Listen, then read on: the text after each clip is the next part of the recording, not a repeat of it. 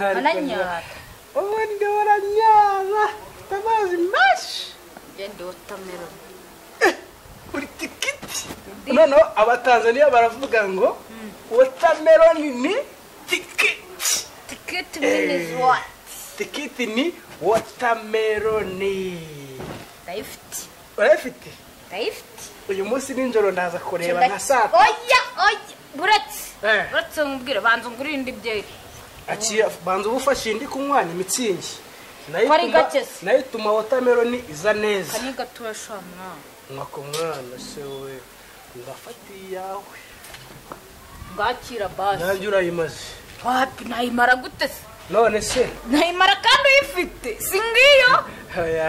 nako nabeshyaga iracyariho nabeshyaga navugaga mitsingi niba shaka bambwiye nyenye bereke singiyo oya nabeshyaga navugaga mitsingi ya burariro oya uyikure mu nyitwere twemeze yambwiye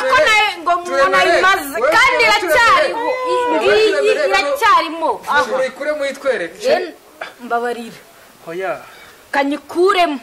banza uce bugufi nibwo mbyemera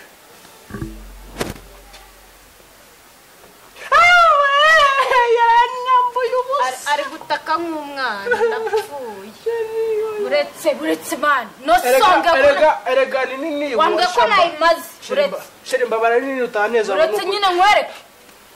ndakwereka sinkwereka oya ni nini winteza abantu sheri mbabarire ahenza